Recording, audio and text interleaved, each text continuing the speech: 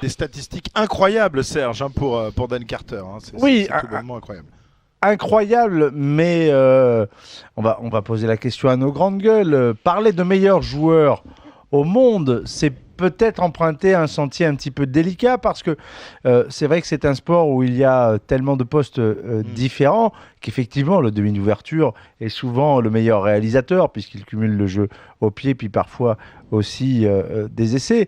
Alors j'ai hâte d'avoir l'avis de Thomas par exemple. Est-ce qu'on peut déjà dire que Dan Carter est par son style, par ses stats, un prétendant au titre de meilleur joueur au monde de rugby? Bah, incontestablement, oui. Après, il y a toujours une part de subjectivité par rapport au jeu que l'on affectionne le plus, aux qualités techniques des uns et des autres.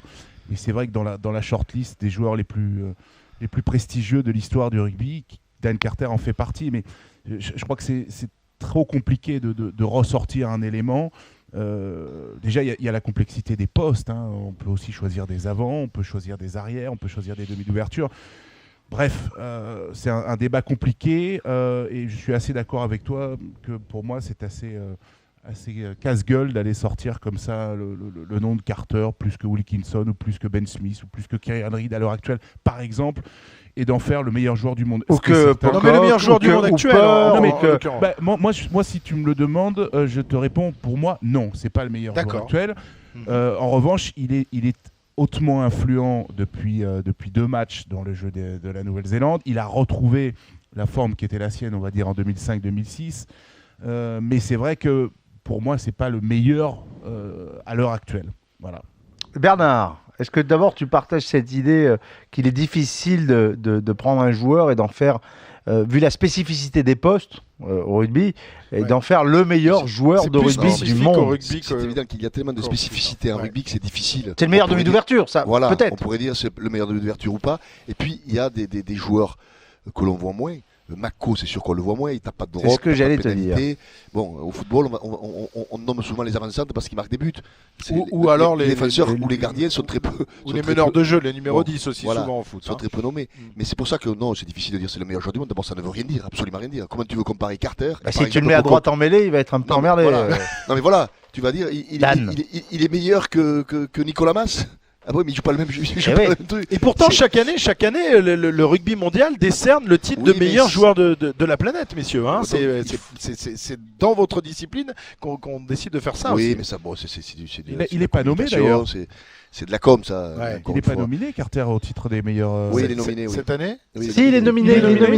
Il est nominé avec Savea, Pocock, Hooper, le Gallois. Jones et Ledlow. Absolument, voilà. Ouais, ils sont 6. Et vous voulez mettre Denis Charvet, mais il s'est pas présenté. C'est à la pesée. À la pesée, ils l'ont écarté. Il n'est pas venu. Et donc, il n'a pas voulu lui mettre le doigt. Il n'a pas fait le poids. C'est ça. Donc c'est difficile de dire c'est le meilleur joueur du monde. Non, après, dire qu'aujourd'hui, c'est certainement le meilleur de l'ouverture du monde, oui, je pense. Il a je dirais, un bagage très complet. Et une influence sur le jeu néo-zélandais. Je disais samedi dernier, s'il avait été sud-africain, c'est l'Afrique du Sud qui serait en finale. Il a fait une deuxième mi-temps remarquable, tactiquement. C'est une évidence. C'est un stratège. Tu le vois parce que Carter, il a une nonchalance. C'est quand tu le regardes jouer. Il n'est jamais à fond. Quand il est à fond, c'est bien sûr qu'il s'engage dans la défense, qu'il accélère, comme quand il met le raffut sur papier. Mais sans quoi, tu as l'impression qu'il veut attirer les défenseurs sur lui, et boum, après il joue, soit au pied, soit au truc. Une fois qu'il les a fait venir, il joue. Il n'est jamais à fond, Carter. Et par moments, c'est dérangeant un peu. Tu dis, mais il a envie, il n'a pas envie. Il a une attitude fidèle. Nonchalant. Nonchalant. Mais à côté de ça, quel joueur, d'abord quel défenseur, il sait tout faire, Carter. Et je crois qu'effectivement, il est aujourd'hui à la plénitude de son potentiel, parce que d'abord l'expérience, on sait qu'à ce poste-là, l'expérience, ça n'a pas de prix. Hein. Il faut, quand tu dépasses la trentaine et que tu as plus de 110 matchs internationaux, tu trembles pas, quoi. Hein. Tu sais comment ça va se passer, tu anticipes, et ça c'est une force énorme pour les All Blacks. Si on compare avec Foley, qui a du talent, mais tu le sens un peu foufou, quoi, Foley.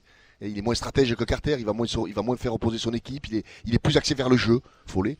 Donc oui, je pense que Carter aura une importance déterminante. Est-ce que, Bernard, on peut alors élargir le débat. Tu parlais de Mako, parlons de Mako. Est-ce que Mako n'est pas le meilleur joueur du monde C'est difficile à sur dire. son impact dans le jeu, sa capacité à emmerder le poison, quoi, comme on le surnomme. Hein. Oui, alors, non, mais dans ce rôle-là, avec Pocock, c'est-à-dire, et il a- Hooper, Pocock aussi, hein, quand oui, même. avec Faut pas Pocock oublier. et Hooper, c'est évident que ça fait partie des 3 meilleurs, si tu veux, joueurs qui dérèglent le jeu adverse. Ils le dérèglent soit par leur plaquage, soit par leur grattage, parce qu'ils ralentissent ou ils récupèrent les ballons. Ça, c'est évident, ça fait Eh partie oui. des trois meilleurs. Mais dans la j'ai dit dimension de mais combat c'est- qu'est ce sport, j'allais dire c'est le mariage idéal entre le combat de devant et puis alors pas le jeu de balle parce qu'il joue pas tellement balle ce en que main Mako, mais c'est ce que le fait Mako pour l'essai contre l'Afrique du Sud, où il fait une passe sauter un petit peu lobé, etc. oui c'est Ça vrai, montre- oui, oui, mais ça montre aussi qu'il sait la faire. capacité technique qu'il a en Polyvalence. plus. Parce que Mako, on le caractérise souvent, il est toujours à la limite de la faute. Il rate beaucoup, il plaque beaucoup. Mais il sait faire des passes, Mako. Est-ce que, Il sait- messieurs, les 2 contre 1, les 3 contre 2, il sait les jouer. C'est quoi. les jouer, ouais. en ça, c'est- raisonnant et- à et ça, c'est- l'anglo-saxonne, Et ça, c'est peut-être le plus qu'il a, comparé à un Pocock ou à un Hooper, qui sont tout feu tout flamme, qui grattent, qui portent le ballon, qui ont de la puissance. Mais Mako, il a l'intelligence situationnelle à certains moments. Il joue, il Ouais, joue les coups et, justes. et Carter il ira jamais gratter un ballon, hein, Carter. Hein. ah si, il peut t'en gratter. Bon, Si, ouais, si, il peut peut- en il peut gratter, gratter, Il mais- se gratte le dos, oui. Non, mais Non, moi, non, non, non, non. Kamad Guito, Regarde les Serge, avants qui quand parlent des Matt 3 quarts, c'est quand Matt terrible. Guito va gratter un ballon, je suis fou, moi. Je dis, mais qu'est-ce qu'il va y faire là? Il va se faire détruire. Matt Guito ou Carter, il faut surtout pas qu'ils y aillent, quoi. Parce que s'ils y mettent la nif, tu le sais, Serge. Là, ça va piquer, quoi. Parce que Ben tu te oui, dis, oui. pour une fois qu'ils y sont, si tu peux un peu De les la, diminuer, de la stratégie de Sheka de mettre en défense, c'est Matt, incroyable, dans le on en couloir des 5 parlera, mètres. hein, Pocock et Hooper, et de mettre Guito au frigo dans Mais le bien couloir sûr. des 5 mètres, mais bien où, sûr. où il peut Il y a- prendre qu'un rhume. Hein, Il y a une donnée quand même, messieurs, qu'il faut, à mon avis, prendre en compte, c'est la longévité. Ah, Et je c'est suis le- tout à fait et c'est d'accord. le fait que, à mon avis, s'il y a un point objectif sur lequel on peut tous s'entendre, Ouais, ouais. c'est, et Très là juste. on évoque Mako, c'est de dire voilà, le mec, ça fait 10 ans qu'il est là, et ça fait 10 ans qu'il est à 8 sur 10, 9 sur 10 à tous les matchs. Et ça, c'est vrai que ça peut te différencier. Carter, et c'est pas une injure, Ça fait 10 il ans a aussi, eu hein. un trou. Plus Non, de non, 10 il a eu ans, un et trou, effectivement, Christophe. Il a eu un trou. Il a eu tu as un raison. gros trou sur les 2 dernières saisons où il a perdu quand même en partie sa place chez les Blacks. Il a été gêné par des blessures.